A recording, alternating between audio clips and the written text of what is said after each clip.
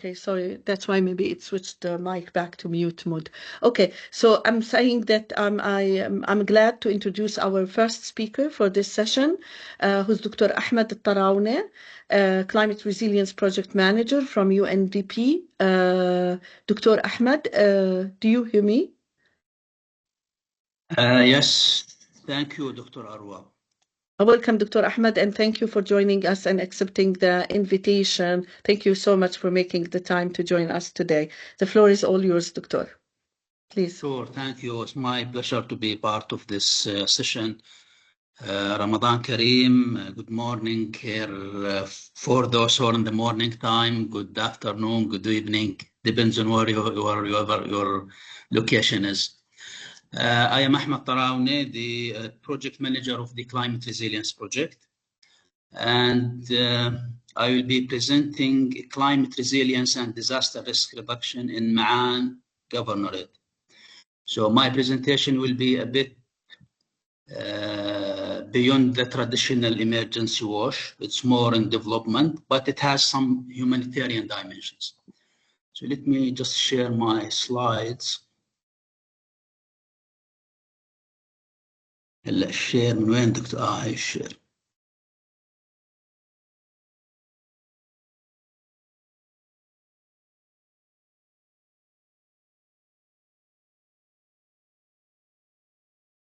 Can you see my presentation slides? Yes, Doctor. Yeah. All right, perfect.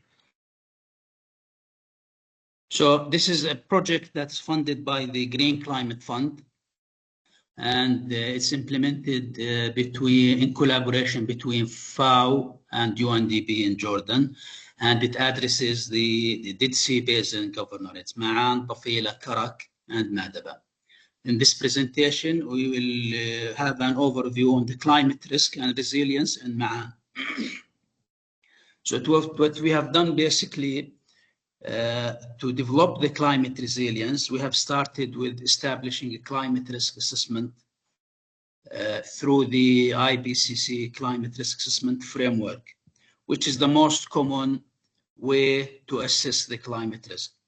You could see in the graph that when you come up with the hazards, exposure, and reflect the vulnerabilities on them, you will have the risk rating for each district, each geographical location, and each climate risk.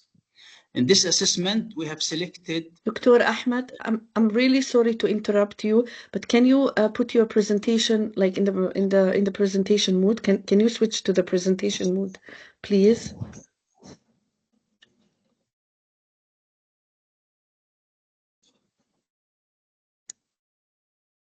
I'm sorry for the interruption. Okay, now? If you can share your screen, Doctor, as you did before, and just put like the slides into the presentation mode. Bye.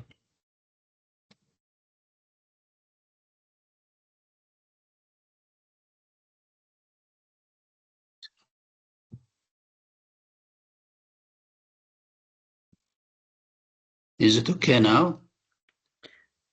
Yes, but still is not in the presentation mode. Doctor, انزل على الايكون اللي تحت. If you can just go to the icon which is like a cup down. Yeah, exactly. Yes, yeah, I know that, but yeah. it's not. Yeah. It's not still. Oh, we can see the slides. Anyhow, if it's not, I'm not sure what's the problem. Then it's okay, Doctor. You can proceed. Sorry for the interruption again. Okay, so the risk, I mean, we have reflected the hazard, exposure, and vulnerability to estimate the risk on each district, and we have selected 4 common risks: the landslides, drought, dust storms, and flash floods. Starting with the flash floods, we have developed a model to assess the flash flood hazards in each district. There are 4 districts in Ma'an, and you could see in the map, which we developed, ranking the flash floods based on low, medium, and high.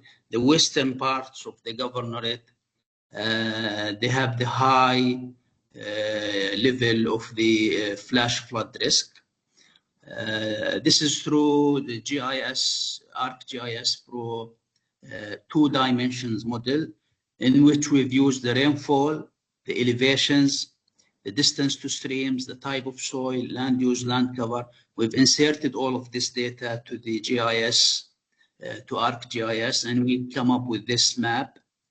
Now, from the map, we could see that the high, the zone with the high flash floods is the western parts of the Governorate. And this is a good indicative tool for the decision makers for the civil defense, so they know exactly where they can focus their efforts.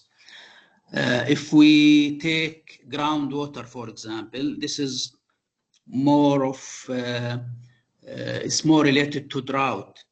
If we look at the wells, now Ma'an entirely depends on the groundwater. They have no surface, or they are very small portion of conventional treated wastewater, but mainly they rely on groundwater. If we look at the decline of the wells from 2018 to 2040, you could see that most of the wells will be diminishing and they will be dry. الحسينية, المنشية, المريغة, القاع, قاع معان, شوبك, أذرح, all of them by 2040 they will not be producing any water, which is it's an issue, and it has another layer of implications on drought. These are the areas that they have some potential to be exploited in terms of groundwater. Some of the areas they're already dry, some of the areas will be dry by 2040, and the decline is increasing, and the areas where they can still explore groundwater, they're getting less and less as we move forward. Drought, we've used the SPEI index, which has the precipitation over, we've collected the data over 20 years, 22 years since 2000. The map that we have produced, it's this one in red, it clearly shows that the entire Governorate of Ma'an will be affected by drought beyond the year 2040 for this study. So the entire Governorate will be impacted. Sorry, Dr. yes. Ahmad, apologies, really my apologies for this, but are you moving the slides? It seemed that there is kind of a technical problem because we're seeing the same slide, which is slide number 2. So I am moving the slides, yes. Because we are still from our side, we still see the slide, the second slide of your presentation. It would be, yeah. Can I send it to you by email and then you manage it through? Can you try? Yeah. If I send it to you, and can you just try, Doctor? Sorry, can you just try to click on the third slide to see whether it's possible to move on in the slides? Just to click. I am already moving the slides. You could see. I am moving the slides, but maybe I'll send it to you by email, and then now it's moving. Now it's moving, Doctor. Now it's moving. Okay. Now it's moving. Yes. Okay. So we've seen the slide, the flash floods. Yeah. Okay. The other slide is on groundwater. So this is a table that shows the decline in the groundwater production in the wells, because in Ma'an they completely rely on groundwater. You could see الحسينية, المنشية, القاع, شوبك. As we move towards 2040, they all get dry. The decline rate is very high, and most of the wells, they will not be producing any water by 2040. And this map shows the areas where there is still the possibility to obtain or extract groundwater. That is very limited and get less and less as we move toward 2040. This is the map of the drought. The entire governorate of Man will be affected by drought, more frequency of drought. And the dark red, it will be severe drought. This is more in some parts of Shobak to the west, and the majority of Husseini and Jafar, because their wells will be dry and the precipitation is almost diminishing, so the drought likelihood is very high. Now, the other risk that we have assessed is the landslides, because landslides are related to the storms, severe storms, flash floods. We have developed this model that presents the high risk of landslides. You know, with the mountains in the western part of Ma'an and Shobak and Petra, the risk of landslides is getting higher. You could see the color red, which shows the frequency and the high possibility of having landslides. The fourth risk, which is the sandstorms, which is a common risk in the desert region in Jordan, especially in Ma'an. In the map, these are the sources and the geographical locations of the governorate where sand and dust storms will be generated. And we've used many factors, and the data that we've used include soil texture, structure, moisture, and bare soil surface to establish this map, which shows us where would the sand and dust storms happen in the governorate of Ma'an. Now, for us to respond or to come up with a project to respond to this risk, we have developed an overall risk rating for all the risks that we have for 4 districts. We have Ma'an, Liwa al-Qasaba, Husseiniya, Shobak, Petra. These are the 4 districts of Ma'an. Because, you know, for any organization, you can't address all of the risks in all of the geographical locations. So you need to go with some priorities. So we've done this risk rating from the technical assessment and from the stakeholders' engagement, because they are on ground and they know where the hazards happens. So what we've ended up with is the sand and dust storms in Ma'an is the most persistent risk that will have to be addressed.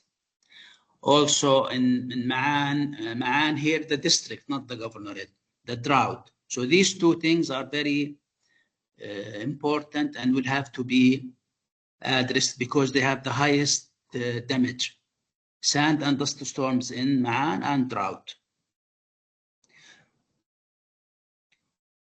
This shows the farmlands, the orchards, and the livestock around Ma'an. So they are concentrated in some geographical locations. We've used this to come up with the project that will be protecting these farmlands or orchards and livestock from the sand and dust storms. And this one, to show you what we mean exactly by sand and dust storms in Ma'an, I have included some photos. This is one of the photos from the highway in Ma'an. This one from the highway in Ma'an. Now, the damage of the sandstorms is more on the health, the domestic life of people, the traffic, because there is the highway, the livestock, the trees, the agriculture, the farming, and the Bedouin life. I will explain it later. In addition to the sand and dust storms, there is a continuous risk of flash flood from Luhaydi Dam. If you see in this picture to the left, there is a dam is just to collect or to conserve the flood, called the Luhaydi Dam. Luhaydi Dam is almost 1 million cubic meter capacity. However, the problem is the sedimentation. I mean, it's more than 30–40% of the volume is filled with sedimentation. So the actual capacity now is maybe 600,000 cubic meters. So it gets quickly filled through the floods and the rainstorms. And every year they face this issue of flash flood towards the downtown of Ma'an. This is in Arabic. This is one of the biggest, or maybe the biggest flash floods that happens in Jordan history was in 1961 in Ma'an from the same valley. There was an event that happened once in 100 years that the flash flood went down or flew down to the downtown of Ma'an, which is the biggest flash flood in history, maybe in the past 100 years, 1961 in Ma'an. And here are some photos from last year, 2023. The municipality and civil defense, they're trying to get out the water from the dam, which is the Rück Dam. The project that we're trying to establish to solve the three issues together, the sandstorms, drought, and the flash flood, is to build a green belt around the city of Ma'an. Now, the green belt, which is proposed in this graph, will protect the city and the orchards around the city from the dust and sandstorms. It will use the water that is stored in the dam, so it can be empty when we have the winter season, in addition to using more of the treated wastewater from the treatment plant. You could see the treatment plant to the right side, because currently the treated wastewater is not used. So what we propose is to use it to irrigate the trees to establish the green belt, which will protect the city and the livestock and the agriculture. This picture might be more clear to show you the connection between the dam. You could see the dam to the left, which is, and the blue arrows shows the flow of the flash floods, which happens every year. What we propose is to use the water in the dam to build the green belt, to irrigate the trees, either through ponds, channels, or through direct irrigation to the nearest agriculture farming fields. And for the treatment plant, to use the treated water to have another green belt to the western side of the city. How is this related to the humanitarian programming? Now, we know in Ma'an, especially to the east of Ma'an, there are many sheep breeders, there are many pastoralists and Bedouins that they travel. And there were many cases in which they lose their way, they are missing, they can't go back to the city, either because of the flash floods or because of the sand and dust storms. 3 weeks ago, we had a case. There was a case in Ma'an in which there were many people, they can't find their way because of the dust and sandstorm. Even the rescue team from the civil defense, they faced issues reaching them. So through having this green belt, I mean, we will reduce or at least control the dust storm around the city and around the farming fields. When the flash flood, we will try to use the water to irrigate those green belts. So the projects that we are now in the feasibility study phase, the first one is to establish natural check dams and vegetation covers upstream Rück Dam. So we reduce the flow, we manage the flow, and from the natural check dams, we try to restore some water to feed the livestock and the farming upstreams. This will minimize flash floods will address some parts of drought upstreams, and through bringing more vegetation cover to the area, we will address the sandstorms. The other part of the project, which is more down to the city, is to reduce the impact of the recurrent sandstorms in the area through forestation and green belts around Ma'an city. Now, this will address sandstorms, flash floods, and droughts. So from this project, from the risk assessment and the project, what we're trying to do is to combine 3 risks together in one development project, which is the green belt, and to the utilization of the flood water. It's a development project, but it has some humanitarian dimensions through protecting the community and protecting the livestock owners in the eastern deserts and the tribes that they sometimes get missing and they lose their way, they can't move back. They have some health issues, life issues because of both flash floods and sandstorms.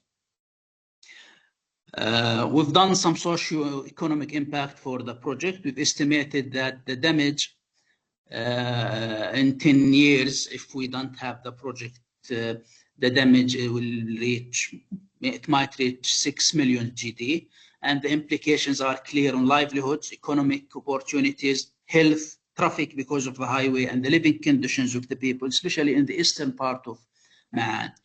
And the green belts, they have some, it's not only climate adaptation, it has some climate mitigation dimension, which is the CO2 sequestration. Our consultant estimated the number of 40,000 trees to be from the original trees from the natural, from the nature of Ma'an to be planted around the city, and the locations to be agreed with the municipality of Ma'an and the Jordan Valley Authority. This is the project simply, and yeah, I mean, please let me know if you have any questions. Thank you so much, Dr. Ahmad, for this informative and insightful presentation. I would like to mention that in the first session of this webinar, which has been held like last Monday, we had 3 speakers who presented to us kind of the general framework of the implementation of the Humanitarian Development Peace Nexus. And Dr. Ahmad shared with us like a real case study where we can join forces and work together. Thank you, Dr. Ahmad, for shedding light on your project. I have a question from my side, but maybe I will keep it till the end and I will take the questions from our participants. I see one raised hand from Asim Nabulsi. Please feel free to raise your question or to ask your question to Dr. Ahmad. Thank you, Dr. Arwa. Thank you, Dr. Ahmad. It's great work that you are doing, and it is necessary for Ma'an, and it can and should be done in other parts of Jordan. I have a number of remarks and questions. Please stop me, Dr. Arwa, if I exceed my time. We can take the other questions offline, yeah? It's very good what you're talking about. One main point is the need for rangeland rehabilitation, because it's a great idea to have a green belt around the city. It depends how wide is it. Is it a 10-meter thing, 2 rows, or talk about 1 kilometer ring? You know, it depends the number of trees and what's happening. But the main thing, in my opinion, is the overgrazing, which leads to lack of any vegetative cover, which in turn, when any wind comes, the soil will be barren and you have grains of sand making the sandstorms. So it's much more. The green belt is a very good idea and a place to start, but it's not enough. I think you need to go to a full rangeland rehabilitation with rangeland species and shrubs from the local species available. And the other thing, definitely to handle the flash floods, you need to go along the wadis and valleys leading to Al Uhaidi Dam. But again, you need to go much wider than those. You know, it's great to manage the flash floods, but with the windstorms and the dust storms, it's not enough. Thank you. Thank you so much for the question. Dr. Ahmad, feel free if you want to elaborate on what has been mentioned by our colleague. Yeah, sure. I mean, thank you, Dr. Asim. It's very insightful comment. I mean, sure, it's not only about the green belt. The green belt might address some parts of the issues, but the overgrazing, as you saw, is a major issue, not only in Ma'an, in the entire country of Jordan. The problem is there are المحميات. شو المحميات في الإنجليزي؟ محميات الرعي. Rangeland reserves. Rangeland The reserves, yes, thank you. Yes. The rangeland reserves. But you know, the livestock owners, they don't really they leave. I mean, they try to find any way for grazing, any location for grazing, any vegetation cover. It goes with the grazing, and year by year, when we lose vegetation cover, the issue of flash floods and sandstorm becomes bigger and bigger and bigger. So your comment is very true and very valid. Thank you, Dr. Ahmed.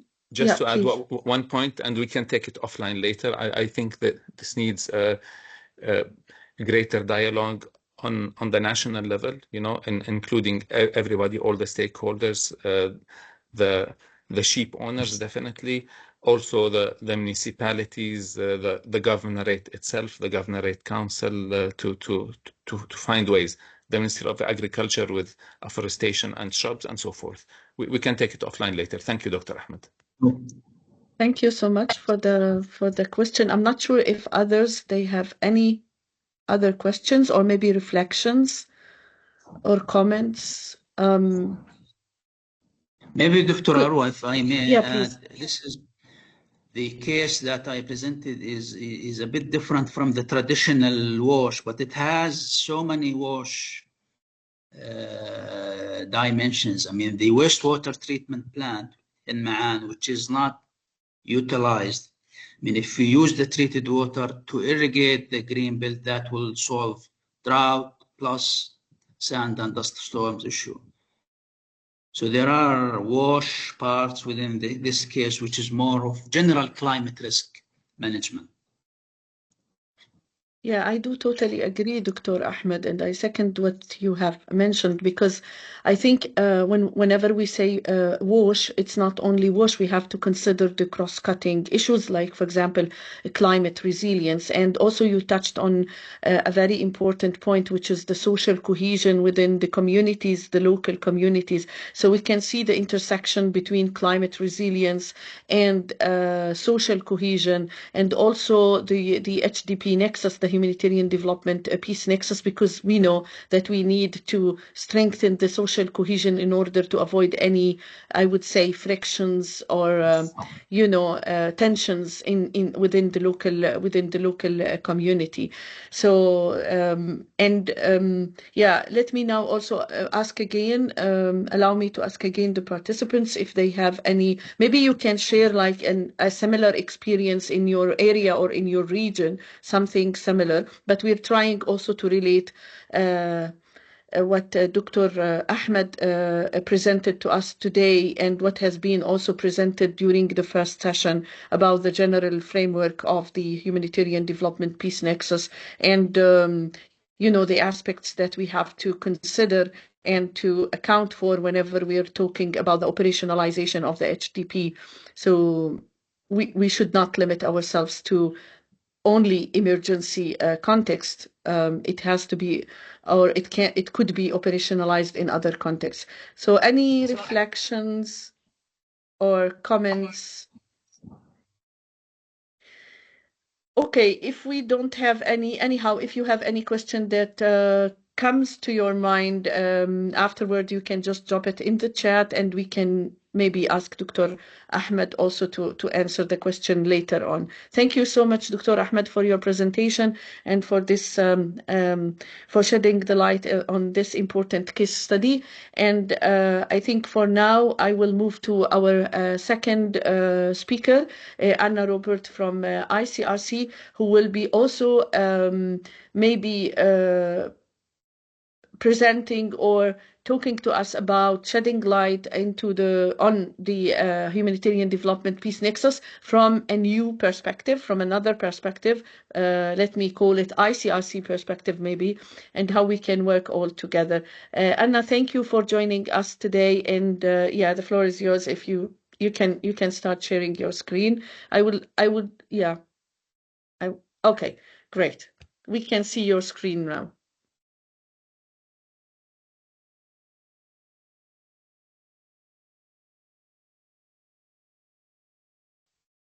Okay, thank you. Sorry, I forgot to unmute before. So thank you so much, Dr. Arwa, for the invitation and for the opportunity to really, as Dr. Arwa mentioned, present you how ICRC is trying to work on this development and humanitarian nexus, where we find ourselves, how we came there, and I will present so brief introduction of there on the framework, or better on how we reach there, and I will present two example, and it's really a call for joining effort towards different actors to face a common problem and very complex problem.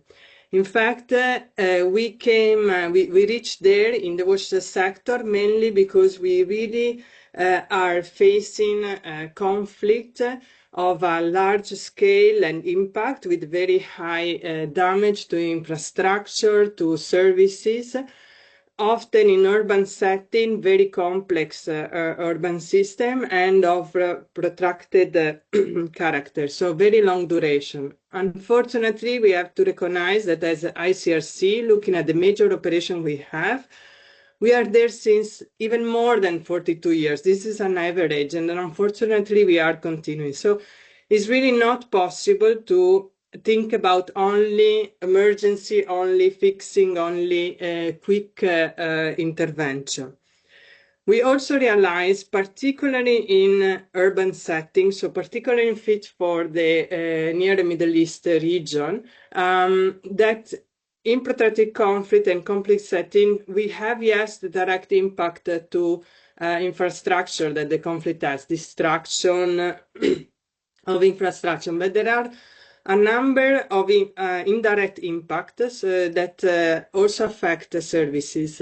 For example, we lose staff often, the budget dedicated to these services is reduced, is diverted to others, so maintenance is not maintained, proper operation is not maintained. So with the time, and if to that we may also add sanction and not capacity to import needed material, and at time also workforce for very specialized for certain infrastructure, we see that really accumulated impact on the protracted in protracted conflict that bring the services at entire collapse, even if we try to fix small things.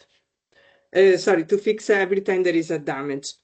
Plus, we see that often we work in a context where there are already underlying vulnerabilities. So, for example, in the water sector, we are often, even before a conflict, a situation in which the services were maybe not coping with a growing population, were having low cost recovery, so we're not financially sustainable, a problem with water demand management, maybe already no investment on renewing the infrastructure, complex system, maybe centralized, so very prone to failure with big impact and some governance issue.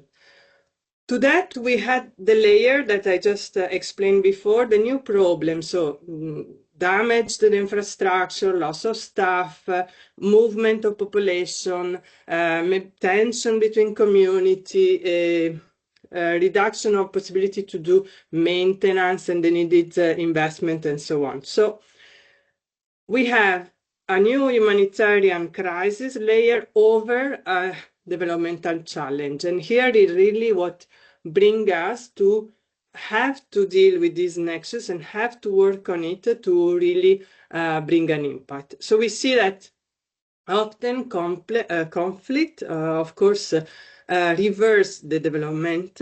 Humanitarian actors try to keep it, but alone can do as much. The real success, let's say, or at least success in maintaining at least the minimum services, because that is what they are still talking, unfortunately, in conflict setting, is where both the developmental actor and humanitarian actor work together and build the resilience also of the system. Now, one way to see it, one declination of this nexus is almost a linear one. It's never like really that, but for simplification, moving, let's say, imagining a recovery situation where we move from emergency humanitarian intervention to more long-term intervention. And we blend competency. We use the existing humanitarian actor to catalyze all the actors possible and we really, with boot on the ground, to start immediately the repair, the rehabilitation, the revision of the infrastructure. So but the idea is really that we bring together the three main actors. So the local actors, of course, the first one, the institutional authority, which own the system, which in the future will also run it, but really have a deep knowledge. We have the humanitarian actors that are used to stay in this fragile context, for sure at the beginning, but in protracted conflict is really even more relevant, where risk fluctuates and maybe developmental actors are not always ready with their system to take some risk. We have humanitarian actors that are learning and increasing their capacity to deal with complex projects. But of course, we have developmental agency that brings, and the international financial institution that can bring another competency, another level of technical expertise, are able to work on governance at higher levels. So really, to deal with this complexity of humanitarian developmental issues overlapping, we need the three actors to work together. To work together, we say, in the water sector, to catalyze. In the water sector, often it means that we are not only looking at fixing, but we are also building a master plan, for example, or anyway, a more structured plan on how the system needs to evolve, how the governance model needs to evolve, how the capacity of the management needs to evolve, and of course, all of that is sustained by high community engagement. And this may also be reflected on a shift from humanitarian funds, or developmental grants to more developmental grants and loan, maybe, in the most optimistic of the view. So I wanted to really present an example of what I'm trying to say, to really to show how we are declining. This is one, but we have many other.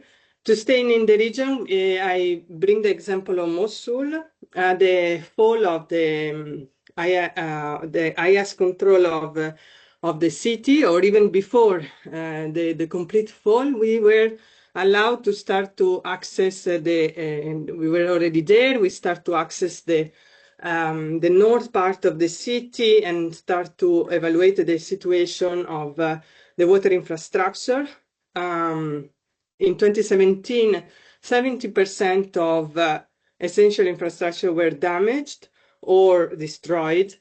Water tracking, 2.3 million liters were tracked every day by different NGOs to try to serve the population.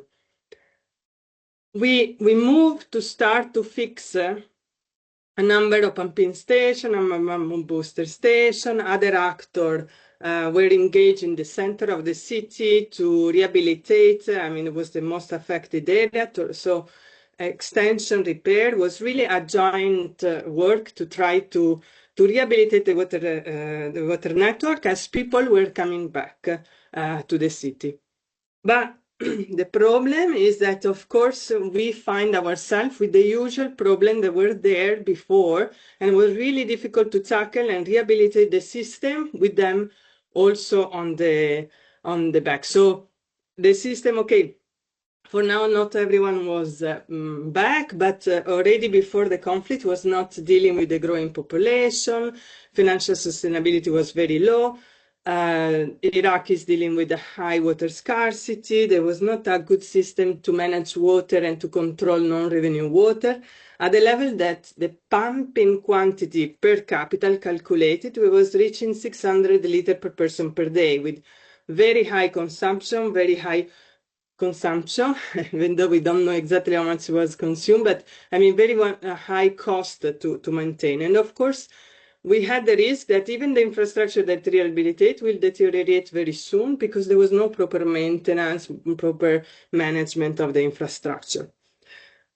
So we partner for development actor to say, okay, we need to tackle, while we answer to the immediate needs of fixing and repumping water to the network and fixing here and there, we did a more programmatic, strategic way to approach the problem. And so we looked at a result chain. Now, without going in detail, the point was really to look at the organizational model, the operational model, and the number of investments that the system needed. So we start a number of studies. We continue to fix emergency issues because we need to give immediate answer. So we blend the approach. We did some network extension, but in the meantime, we work on the hydraulic modeling of the system. We try to identify bigger leakage, maybe in transmission line, and fix them. We pilot sectoralization, and as we move towards building more the capacity of the Department of Water in Mosul, investing on SCADA, on GIS, on training, on SOP, and so on. And we help them to prepare themselves for investment of international investment financing, or anyway to get a loan from developmental actors. So it was really a maturity moving from emergency to maturity for financing, without losing the fact that there were also needed a quick intervention to address daily problem. I wanted also to present another example, which is the Aleppo example, because maybe shows that, okay, this is simple, the linearity, but not always is like that. So we know that since 2011, Aleppo went through a number of peaks, and unfortunately even recently, of conflict. And from the water supply point of view, Aleppo City and a number of other neighborhoods that depend on the same system, between 3 to 5 million, depending to the moment, we're depending on one unique system whose source is the Euphrates River, located about 80 kilometers from the city, and rely on a number of boosting stations to bring water to the city and distribute to the city. So a quite fragile system in a conflict, because the source is very far from the system. A very complex system, very huge quantity of pumps, of water pump, and so very complex, not easy, even economically, to face the work that is needed in this big treatment. These are images from the Hapse water treatment plant and pumping station. It also relied, unfortunately, I mean, what happened is that many of these facilities, so both the treatment plant and the pumping station and booster station, were at time, this is the example of one of the busing stations in the city, really in the front line. So it was difficult for the operator, were damaged directly, but also at time was difficult for the operator. What we had to do was we work on multiple solutions at the time. First, we tried to support, we when was possible and the infrastructures were working, we support access. So we used ICSC neutral intermediary role to bring operator to the pumping station and to work, or to fix damages, maybe at time at the electrical line feeding this pumping station, or the equipment themselves, or the transmission line, and so on. On the meantime, together with many other organizations, because it was really a doubting and UN agency, a doubting task, it was a contingency plan that mobilized, equipped 120 boreholes in Aleppo City, distribute a number of tanks, bladder, jerrycan to people, and try to cover the needs for that. But the problem is that we are facing more nowadays of a decade of conflict, which is, as I have explained before, furthering degrading the system, not able to cope anymore. And this has really a reverberating effect to the whole city and the whole population on the water sector and so on. So what we now put in place, along with this contingency, with this humanitarian access, ensuring this humanitarian neutral access, we put in place what we call the Too Big to Fail project. The Too Big to Fail project is really looking at these at 7 of the biggest water treatment and pumping station in water system in Syria that are very decentralized. And instead of looking at fixing, we are looking at more really what is the needed maintenance for this system to really do not further decay and to maintain the original design capacity. Because unfortunately, this system, first of all, are the only supplying 9.5 million people, have not really alternative, the localized alternative, because even system like the borehole, the number of borehole do not have the capacity to cover the real needs at the same as much as these others have. And during the conflict, they went to 50–60% of their capacity. So we really need to avoid their complete collapse, because they have no substitution, and the impact will be really cascading. This together to look at the electrical a little bit, or how much we can, and this is really the call also on joining force, because we are not a big actor on that, but we have to try to look also at the energy file, because all these infrastructure and many other hospital, schools, and so on depend on electrical on electricity, and the production. If I compare just the data of January of this January 2025 to the capacity, original capacity, we have an 87% decrease. So really, it's difficult to run this pumping station, the wastewater treatment plant, the hospital, and so on with this very low production. And even though we try to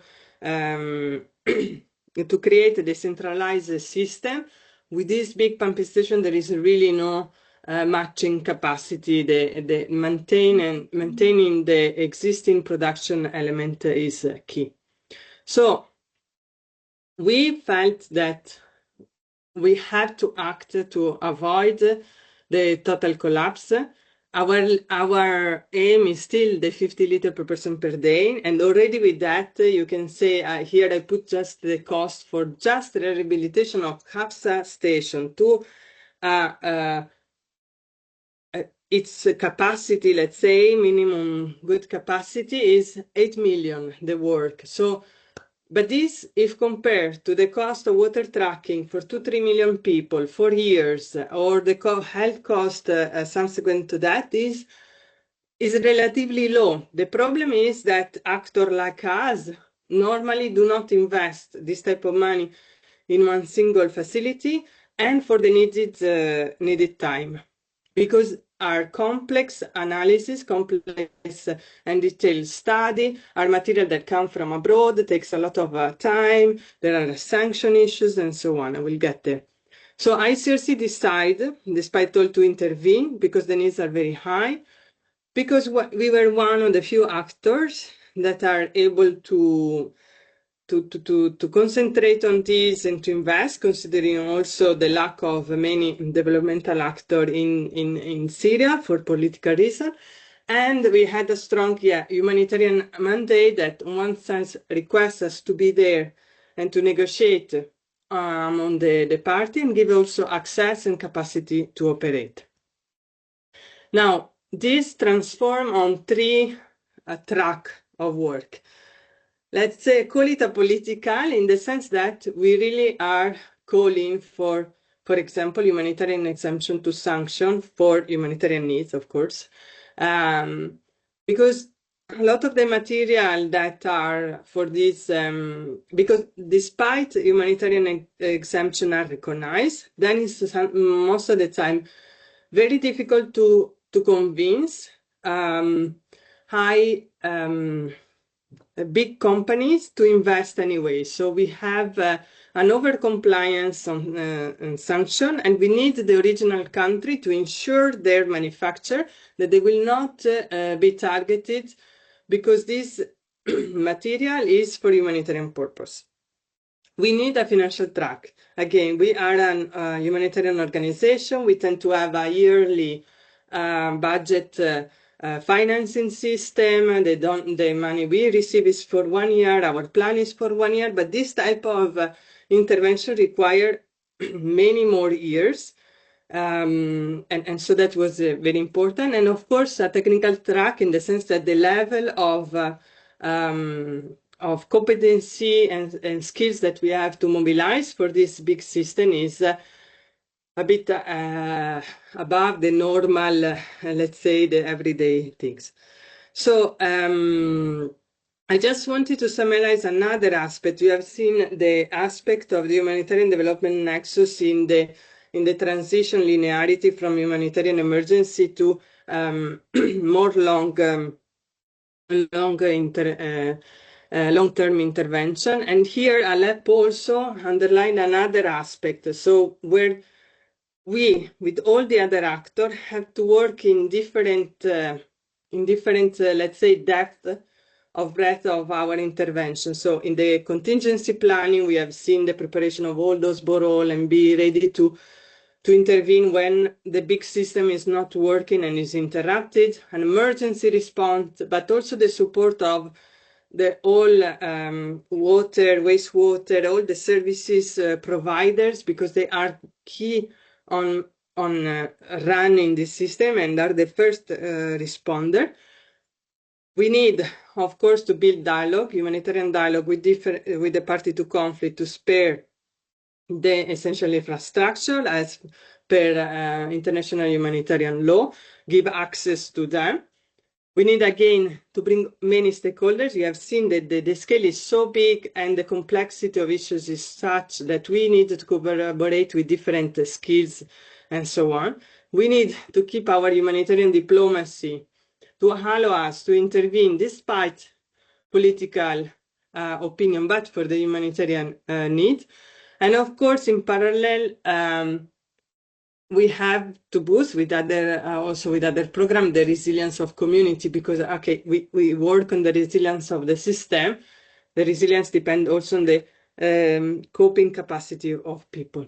So we work with multi-hazard approach through neutral, impartial, and independent humanitarian action. This is my last slide. So what I just wanted to highlight, is that for us, the Humanitarian Development Nexus really allow us to address very complex and system with which have also some systemic issues, build the resilience in partnership with others, and look at the different operational breadth, hazard, preventive, proactive, reactive response. With that, I thank you, and I remain available for questions. Thank you, Anna, for the presentation. It was really inspiring because you brought into the discussion, I think, different examples from different countries. And I would say from my side that the examples that you presented to us, like, highlighted the challenges of making the HDP Nexus operational. But also at the same time, it mentioned that the HDP Nexus could be like a valuable element that we can use in order to overcome complex situations. So thank you so much for this informative presentation, Anna. And I would like also to ask our audience if they have any kind of any questions from your side, reflections. I would love, like, if you share with us, like, also experience from your organizations about operationalization of the HDP. It could be enriching also for others. Let me check raised hands. Okay, maybe Anna, to trigger other questions, I would like to start from my side. So in the first session that we had last Monday on the HDP Nexus, our presenters like highlighted one point which is so much related to the, to the dynamic situation that is taking place right now in the whole world, which is this donors fatigue, cutting the funding and so on. So I was wondering, like, from ICRC perspective, how would you ensure that how would you ensure financial sustainability, taking into consideration that we have this donors fatigue? What kind of funding mechanisms you are kind of adopting in order, as I said, to make sure that your interventions are sustainable? I know that it has to be like in partnership with other actors, but maybe you can shed light on this specific point.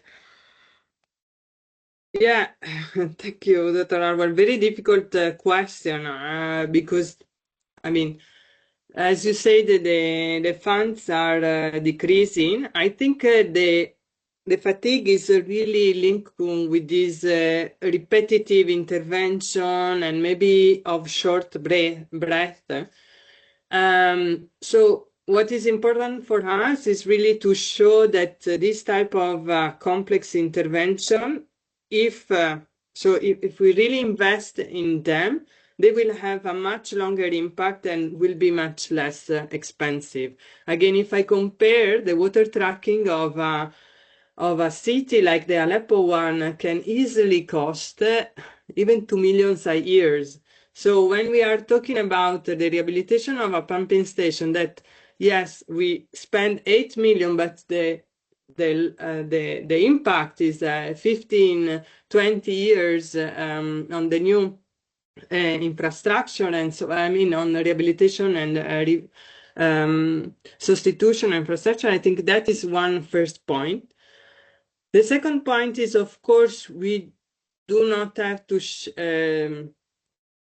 shy away from trying to address the financial sustainability of the system. So in the first example, we have underlined how with the Mosul project, we are looking a lot on reducing non-revenue on water, on capacity to sectorialize. I didn't mention, but there is all our work also not that is forecast on billing, on helping them to follow up more these issues. And we have good experience, for example, on an example that is much more ahead, which is the Goma project, where we really work a lot into it.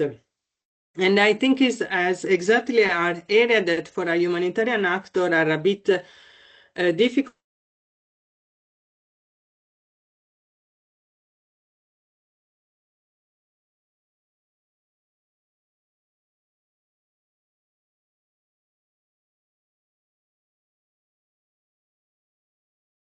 I think we lost Anna.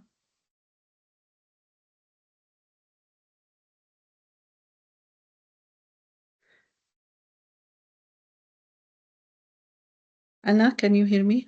Can you please confirm that you can hear me? Is it from my side or we do really lost Anna? Okay, Yeah, I think we lost. Okay, thank you so much. I think we lost Anna.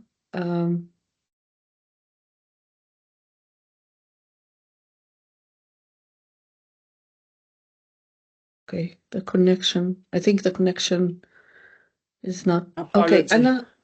Yeah, sorry, Yeah. sorry, we lost you for the last minute. Yeah, apology. I was saying that it's really this working on the financial sustainability of a system is really an uncomfortable area to work on for humanitarian actor. And it's really because it's not our, I mean, for small system could be easy, but for bigger system, we are talking about management, governance issues, and so on. And this is really where actor needs to come together with different skills, and developmental actor are have more capacity to address these things.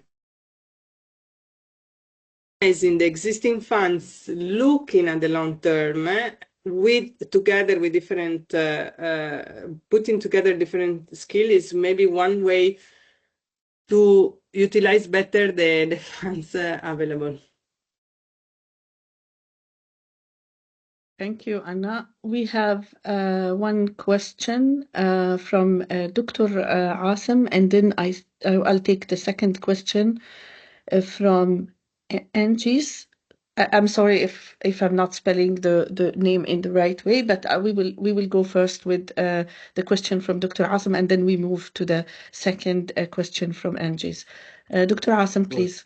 It's more of a remark. I would like you to thank you, Anna, for this amazing work. I'm happy to see how you look at things from a holistic perspective. You know, you're looking at the emergency right now and how to do it in the medium term and the long term, and then how to engage all the stakeholders and do it with the limited funds available. So it's a great perspective. I hope more and more agencies use it. We always talk about it or try to preach it, but it's great to see it really in use. Thank you.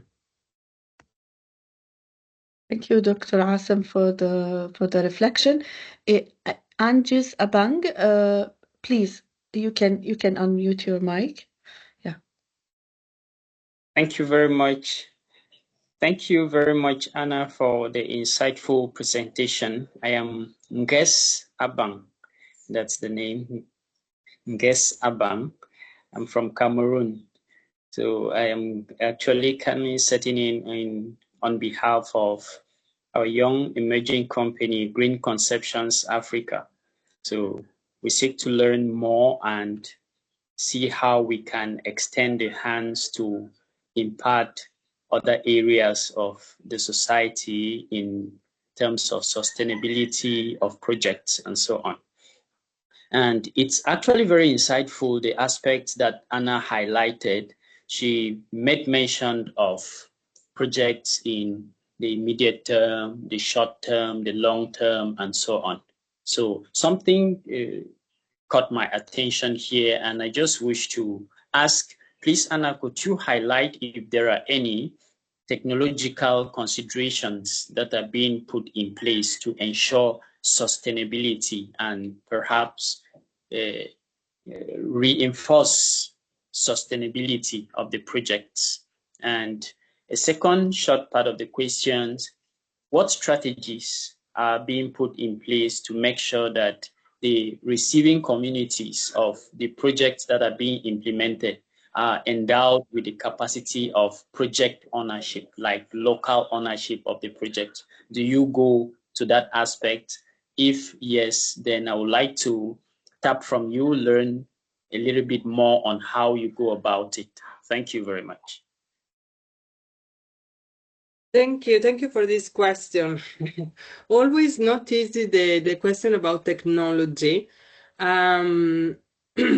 because we find ourselves, in fact, often in a context where access to new technology is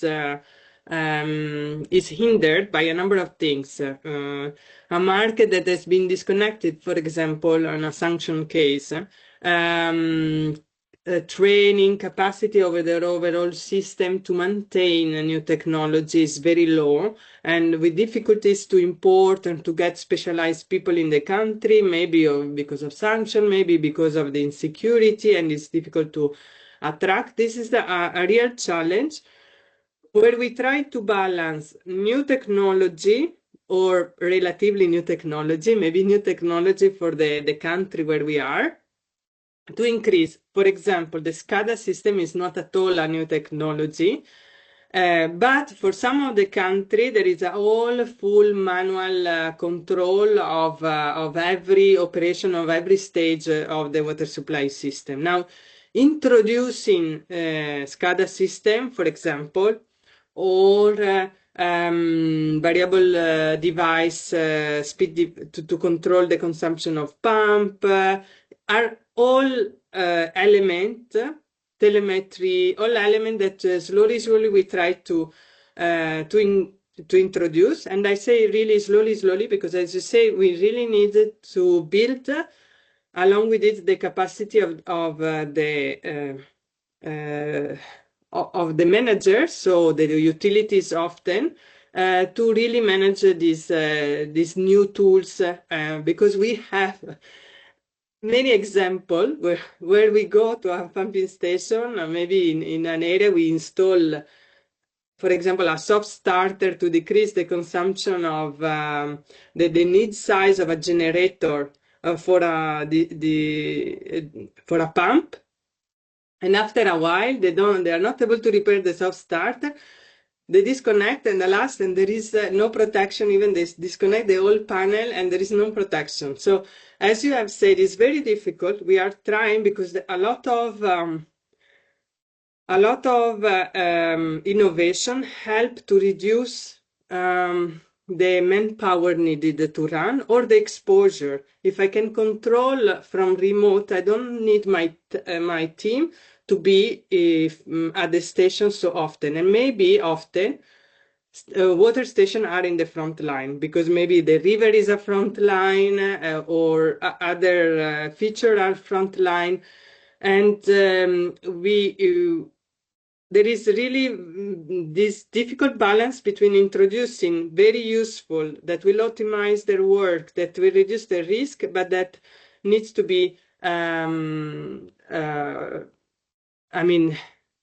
manageable by the people in loco. So there is a lot of training, there is a lot of on-spot training, on-job training, follow-up, reiteration, and so on.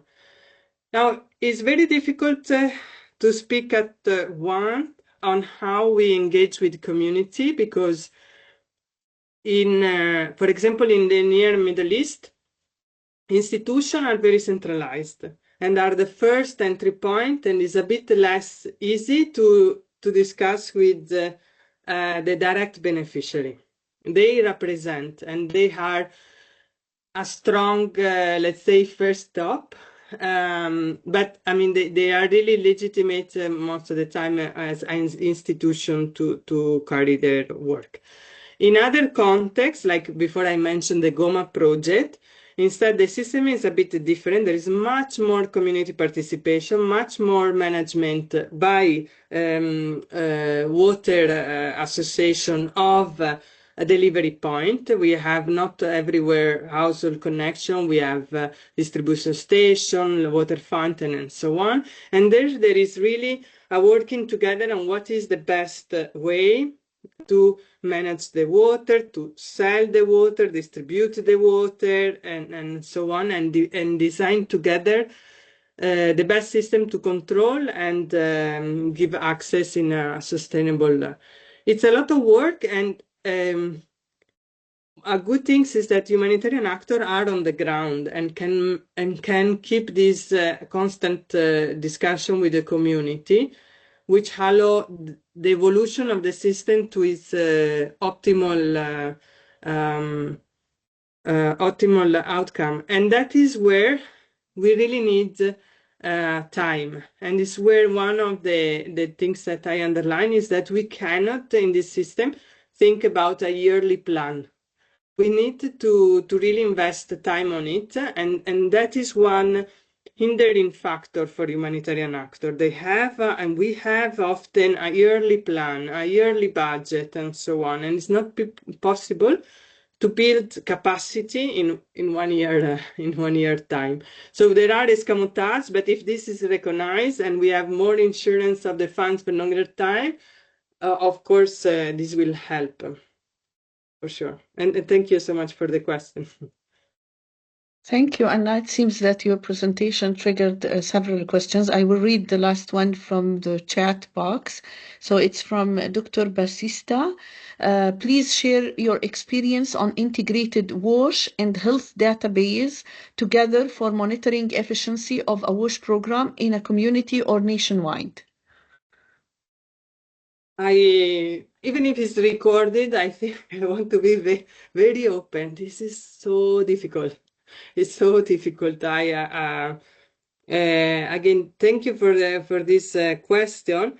It's so difficult because in many of the countries where we work, health data are considered sensitive.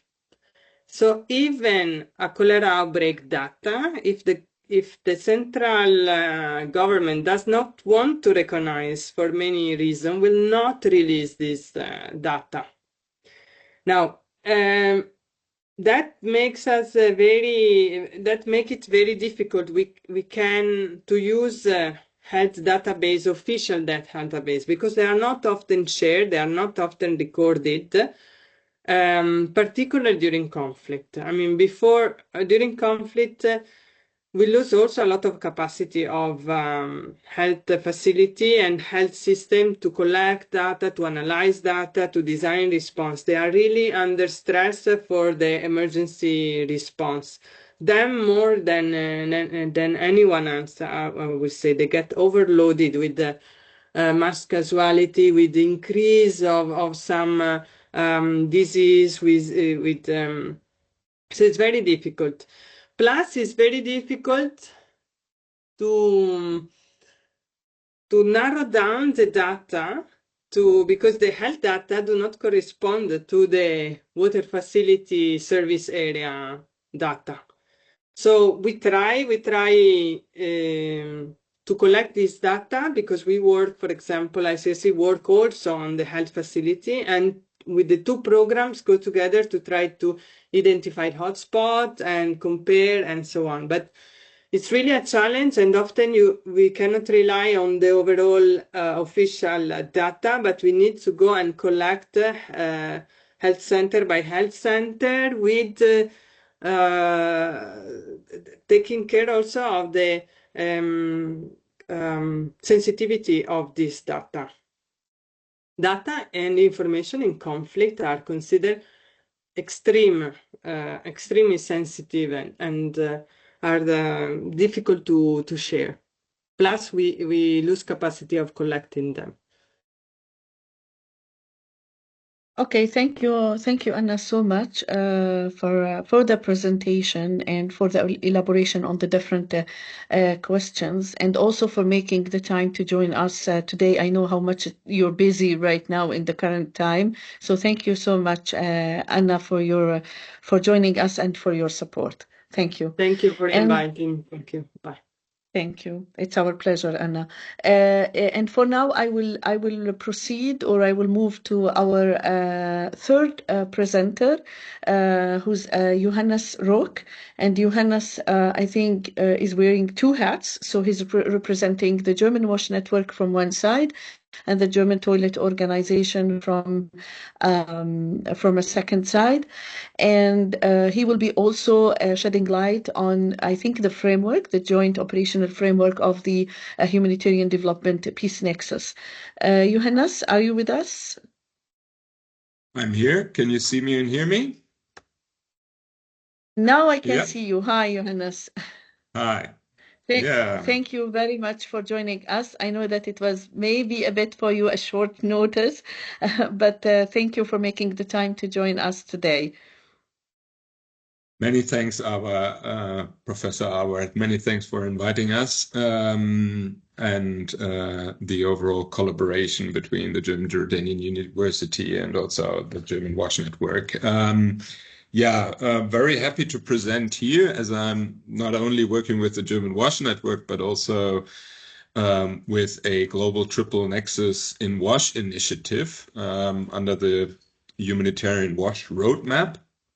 And with the German WASH Network, we were co-leading this initiative since its foundation in 2020.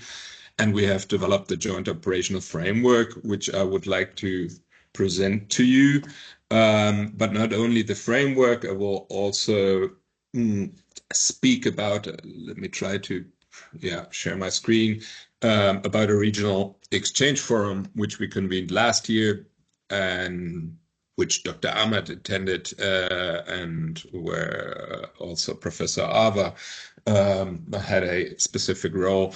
So not only about the framework, also about the region. And it was great to see just now from Anna, etc., the great examples so that we see the operationalization of the Nexus, or what it is laid out in the framework here in the region. So let me dive into the presentation. So I will mainly speak in the first part about the framework. I will briefly present the process, how it was developed, its purpose, and how it can be put in practice. I believe it is relevant for you since you're interested in the topic. Here it's just like the process with funding of the German government, the Federal Foreign Office. We were able to have a very iterative and very participatory and very extensive process with a lot of interviews, literature reviews, workshops, webinars, to regional consultations in Africa and Asia, and finally a very extensive review of involving over 40 key institutions of the global sector, and even more experts. You see here on the bottom the regional forum, which we convened in Gaziantep in last year. I will speak about that later. That was more now after the launch of the joint operational framework to support uptake and operationalization. I mean, we're proud that most of the institutions involved in this process have agreed to support the JOF by signing the publication, the document with their logo, and that's a great variety of stakeholders, some also from the regions, as they represent all pillars, UN agencies, also governments, donors, NGOs, networks, or very, very different stakeholders, also networks like the Susanna.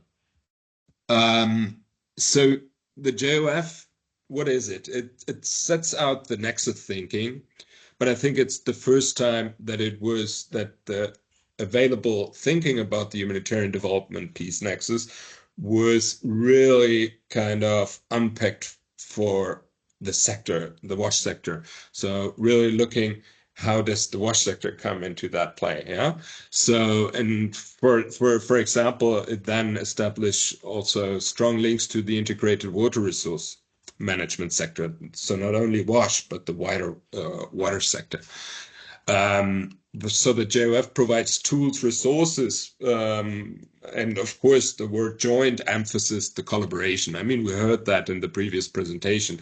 The Nexus is about collaboration between the pillars, between the actors, and the word operational, joint operational, hints, of course, at the suggested practical steps and entry points which are provided in the JOF. So as such, it is not like a very detailed guidance which need to be strictly followed. It can be adapted to the different needs of users, but it provides entry points, relevant outputs, sample outputs on how we can jointly achieve collective outcomes. So why, of course, what we want to do is we want to reduce people unmet needs in humanitarian context, crisis context, but also if we look at the Nexus, we want to look also about risks and vulnerabilities. We had the excellent presentation of Dr. Ahmad about the climate risks, very, very important in your region.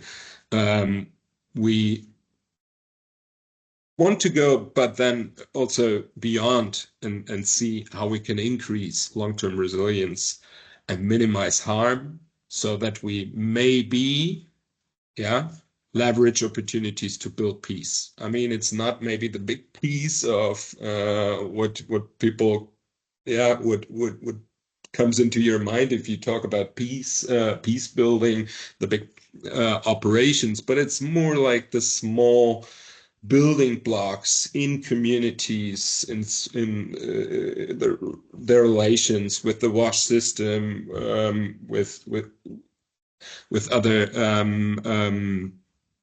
communities, etc., where social cohesion can be strengthened. So, and for whom it was developed, actually, it has a very broad audience. So we believe it can be relevant to policymakers, but also to practitioners. And where it has actually all levels, regional, I mean, we heard about that, and it's very relevant. It's very relevant in your region. Transboundary issues like water or resource management, think of the rivers, but also refugee crisis. Look at the whole of Syria response. But it really looks at recurrent and protracted crisis context. So where we have long-term response usually. So what are the drivers for action? Of course, I don't need to bore you about that. The number of magnitude of protracted and recurrent crises is globally growing, and we see water insecurity or water-related ecosystem degradation, often resulting from mismanagement, overuse, pollution, etc., as big issues. For example, the World Economic Forum ranked water insecurity in the top 5 risks to global economic, social, and political stability in 2020. So it's really a global issue. And we see at the same time WASH progress severely off track. I mean, look at the SDG numbers. The exposure and vulnerability to shocks and stresses further exacerbate challenges, and the finance gap is huge, not just since the US refrained from a lot of humanitarian and development funding, or already before. For example, the humanitarian WASH sector was dramatically underfunded also in relation to other sectors. If we look in your region, of course, water stress is a big issue, a high and dry region, and really resulting in water stress. We see that groundwater levels are going deeper and deeper, and at the same time, we see also many fragile countries or contexts. We look at Syria, look at Iraq. I mean, on its way, maybe out of extreme fragility, but then also countries like Yemen, etc. So highly relevant in the region. But, and here that's the big but, we see not only issues and drivers, we see also a lot of good potential, so common ground. We realized when developing the JOF that there is really a lot of shared common principles. And of course, I mean, we heard that from Anna, that there's significant structural barriers, like the timeframes, or sometimes mandates, priorities, planning horizons, funding cycles, all that. But at the same time, really, there are these common principles. It's do no harm, that's a minimum requirement for all, working on interventions, targeting human beings. Localization, we need to work as locally as possible, otherwise we won't strengthen local systems. Humanity, we all want to address human suffering. Human rights, all human development is normatively based on human rights standards for WASH, mainly the human rights on water and sanitation. Gender equality, women and girls represent half of the world's population, so half of its potential.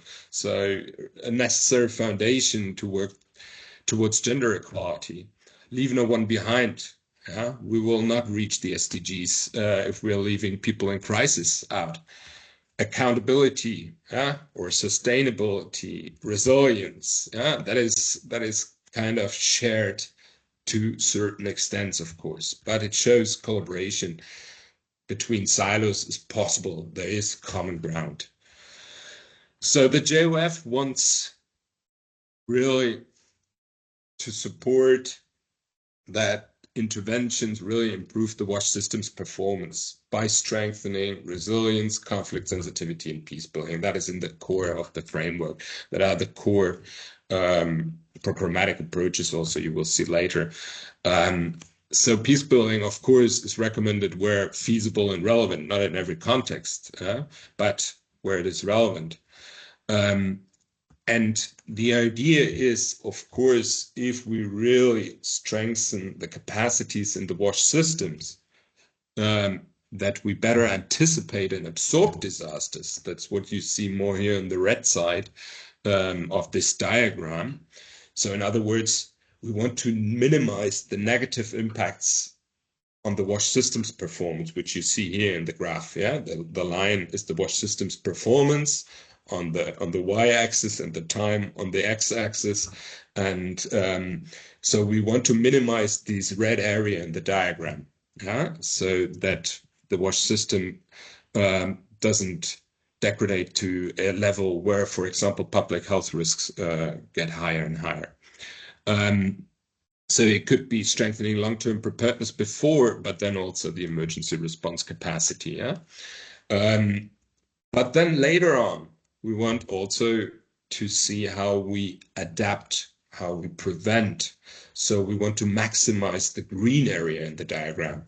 So Build Back Better is a famous sentence, or we heard about the big project of the in Syria by Anna, which is also about like how to get out of crisis and see what we can do better, how we can improve existing systems, or the operation and maintenance, etc. So that is really more a development also lens, that we really want to prevent and adapt to disasters. I think if we look at practical examples, we see a lot implemented already, but maybe we don't see it super systematically implemented. So we see a lot of increased use of market-based approaches in the humanitarian assistance, which is good because market-based approaches work on local system or strengthen local systems, local economies. We see the work with social safety nets in that context. we see a lot of increased consideration of water resource management. Yeah, in water scarce contexts, take Jordan, the refugee camps where it was absolutely needed to have very good analysis of or management of groundwater extraction. Otherwise, the systems would fail, and that requires maybe development knowledge.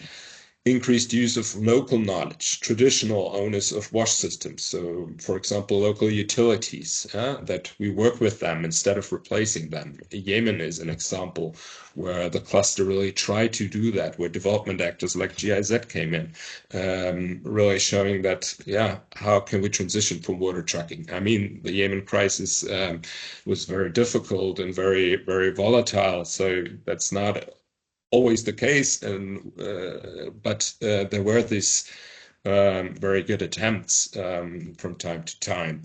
We see a lot of collaboration with utilities happening also in other parts of the world.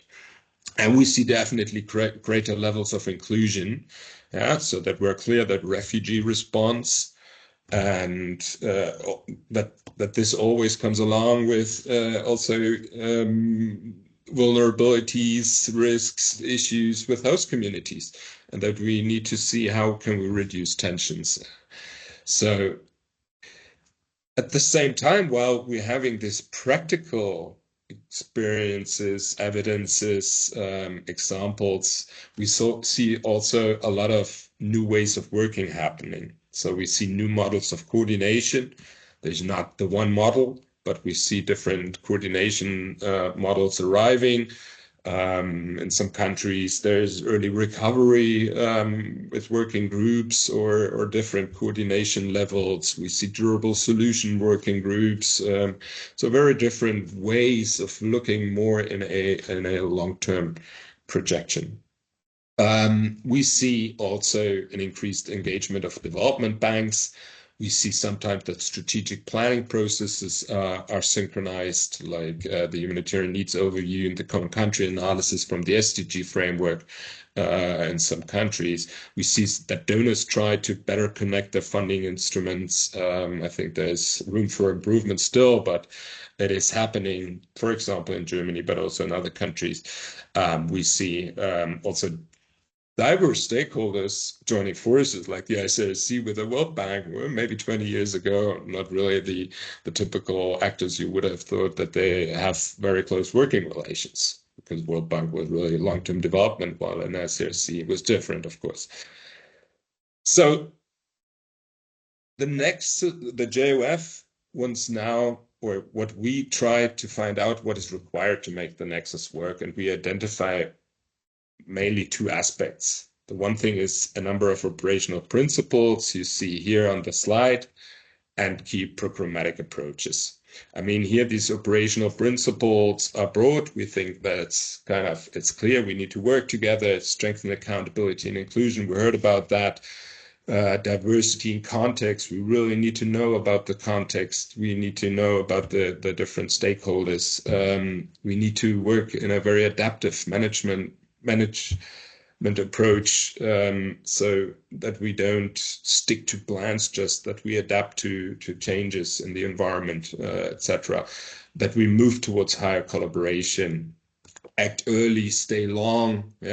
I mean, of course, we have these issues with project timeframes, etc., but that we have a commitment to stay long, that we develop transition mechanisms, that we really look about water resources that becomes more and more important, not only in the MENA region, but in other regions too, and that we really leverage intersectoral or cross-pillar coordination and planning.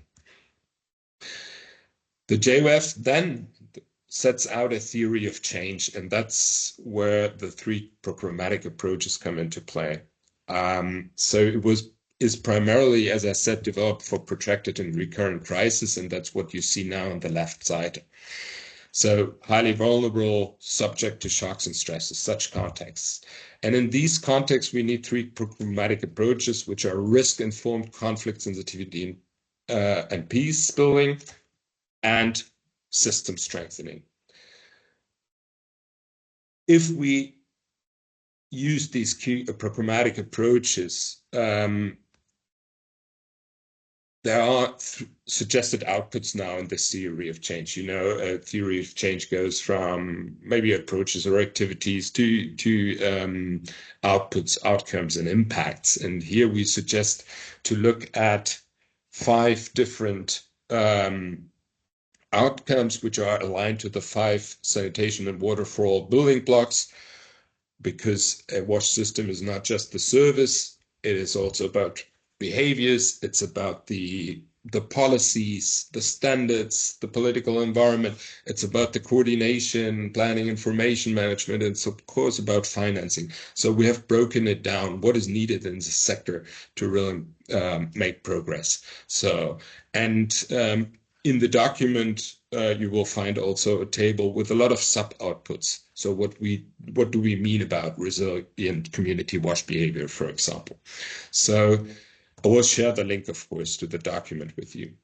And the implementation of these proposed outputs and really the integration of resilience capacities here, these will lead to the intermediate collective outcomes. And that's something which comes from, higher level global humanitarian development peace nexus thinking, so that we really think of resilience as a concept of capacities. It's about having the capacities in the system, but in all these different outputs, in the service provider level, but also in the political arena, in the financing.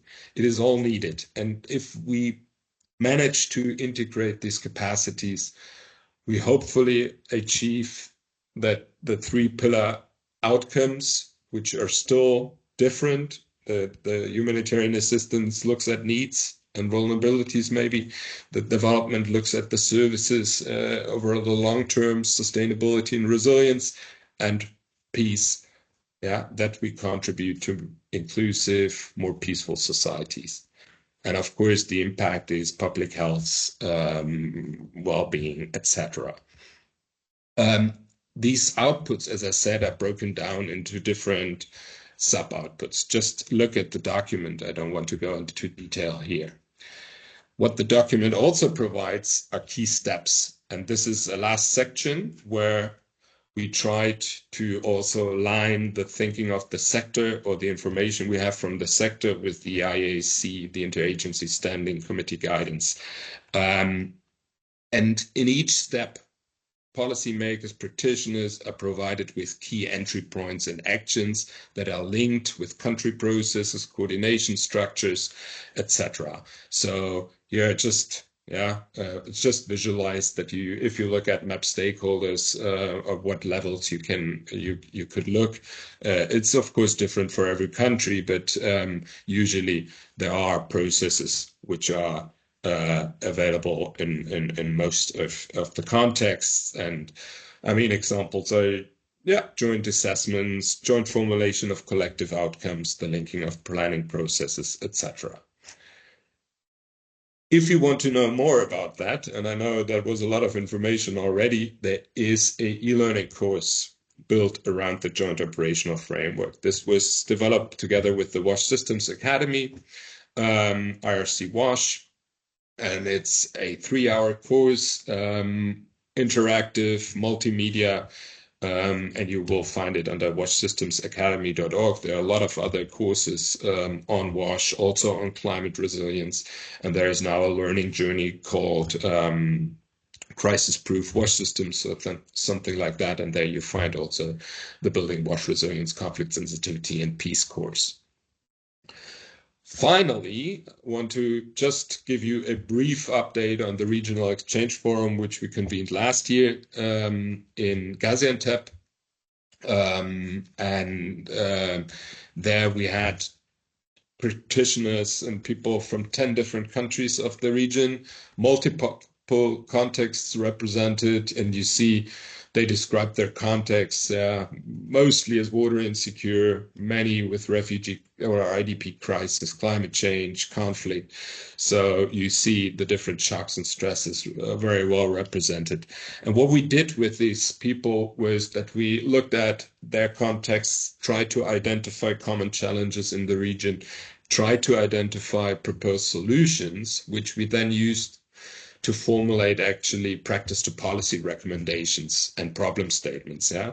So, and the idea or the forum worked like that we had 2.5 days where we did that, and then our recommendations jointly developed were presented to a high-level roundtable. And this is just one example.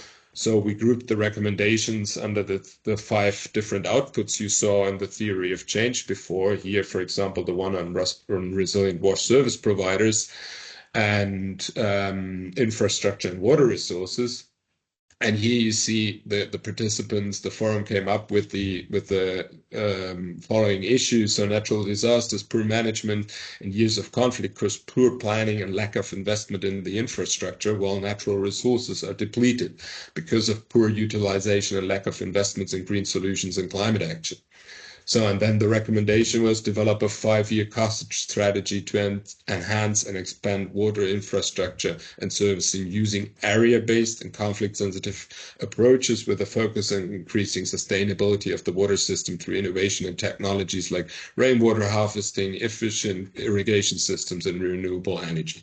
So, and I don't want to go through, we have recommendations also for the 5 other outputs, and I will share now also the link to the report. It's quite a lot of more extensive report where you also see the whole approach of the forum documented, and I think that was very, very good to see. And now it was inspiring for me to see from other presentation that some of these things are operationalized. Of course, these recommendations were posed towards more like the policy decision maker level, often to countries, etc., and their decision makers. I think it's a long way to go, but it's good to see webinars like that and people with enthusiasm working towards that. So the report is available here, and yeah, with that, over to Ava. Thank you so much, Johannes, for this informative. I think this is at least my feeling. You bombarded us with a lot of information on the on the joint operational framework, and every time I'm attending a presentation for you, Johannes, every single time I'm learning a new thing on the HDP Nexus. So thank you so much for this great presentation, and thank you for presenting the joint operational framework, which I think which outlines clearly how to boost kind of quality collaboration among the different actors. And also it highlights how to put the HDP into practice, especially in challenging context, as you mentioned, in protracted and recurrent context to reach or to advance sustainable development. So I will open, or I will give the chance to our audience if they have any kind of questions to Johannes, or comments, remarks. Any questions?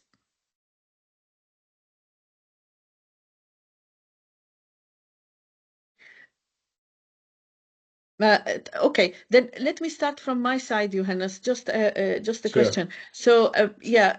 We have one question. Maybe I will give the participants the chance to raise their questions first, and I will share with you my question. So Angus, I hope this time I am spelling it in the right way, Angus.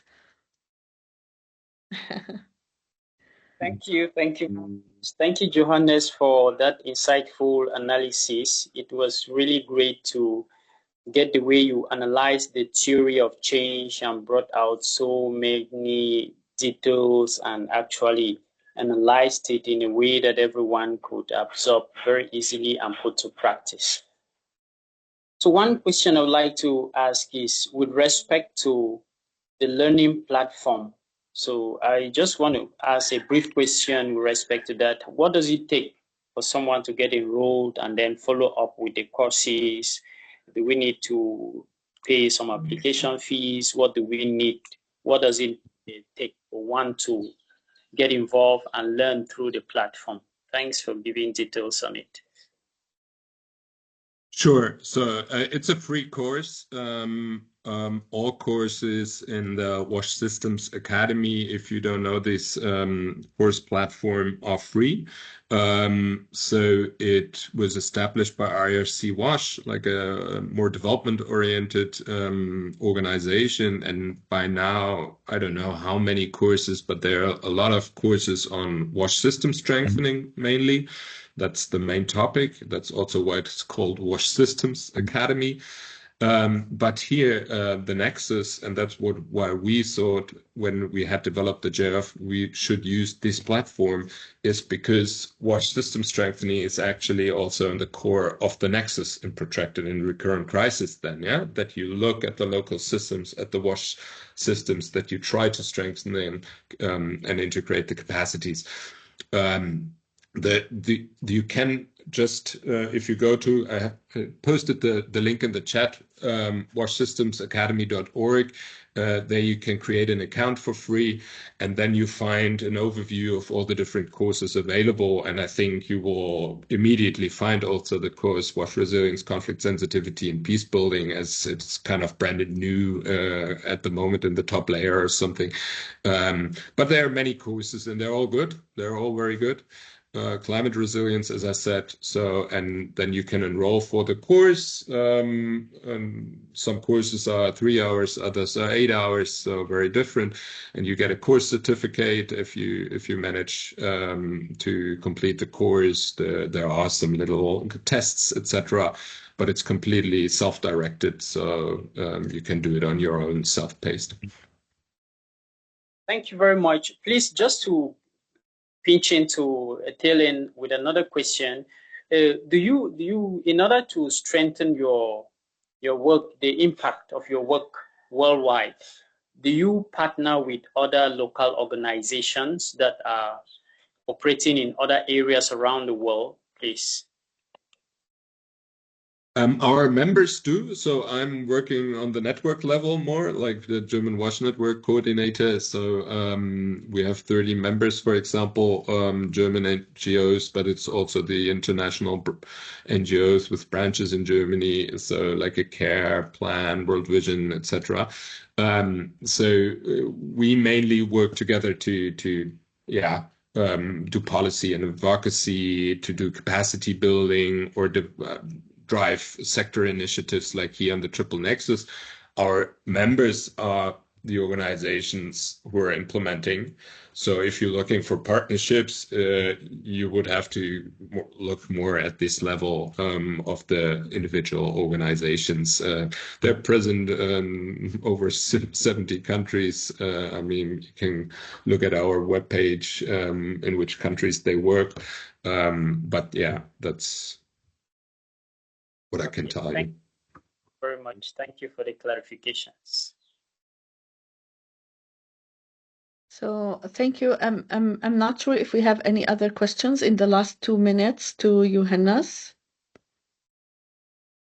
Okay, then very quickly, Johannes, so what's next? Like after the joint operational framework, I have seen that, for example, you're working with UNICEF on the peacebuilding guidance or something. You're thinking about the next step. So can you just maybe briefly shed lights on what do you have in mind right now in regard to the next steps? Yeah, so what we're doing at the moment is, as Awas said, so we're working not on a guidance. There is already a guidance that's also a very helpful document, which I can recommend to you. Also very, very new is the Wash for Peace guidance and tools from UNICEF. A very extensive document if you want to look more at this key programmatic approach of conflict sensitivity and peace building. Conflict analysis and things like that. very detailed. What we're now doing is we work on a advanced learners course here, complementing the course offer in the academy.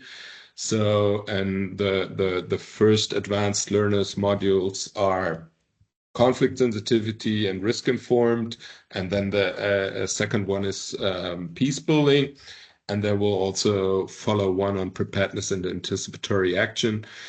And furthermore, I think what we think is we have the joint operational framework and it's a good basis, but we now need to support more the operationalization of it.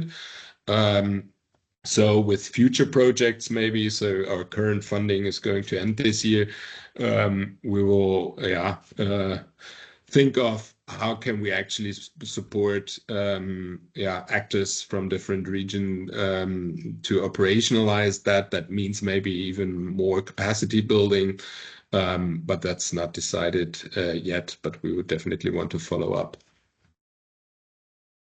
Great, Johannes, and I think you are doing a brilliant job in this regard. So I would like, I think our time is over, and before we end this session, maybe I will quote from a previous presentation that has been delivered last Monday from UNICEF, that let's not only think about not to do harm, but also to do more good. So in the future, yes. So thank you all for joining us in this session. I would like to thank our distinguished speakers, Dr. Ahmad, Anna Rubert from ICRC, Dr. Ahmad from UNDP, and Johannes from the German Wash Network and the German Toilet Organization. I would like also to acknowledge the support of the three partners, German Wash Network, the German Jordanian University, and the Sustainable Sanitation Alliance for making this webinar possible to happen. I would like also finally to thank all the participants who joined us today in this webinar session. A big thank to Susanna Secretariat, the Sustainable Sanitation Alliance, for the great effort and for managing the whole registration process to this webinar. Thank you all for joining, and I hope that the presentations were useful, beneficial, and brought new aspects that you were not aware of. Thank you so much, and hope to see you in upcoming sessions. Thank you all. Thank you all. Bye-bye. Have a lovely Have day. a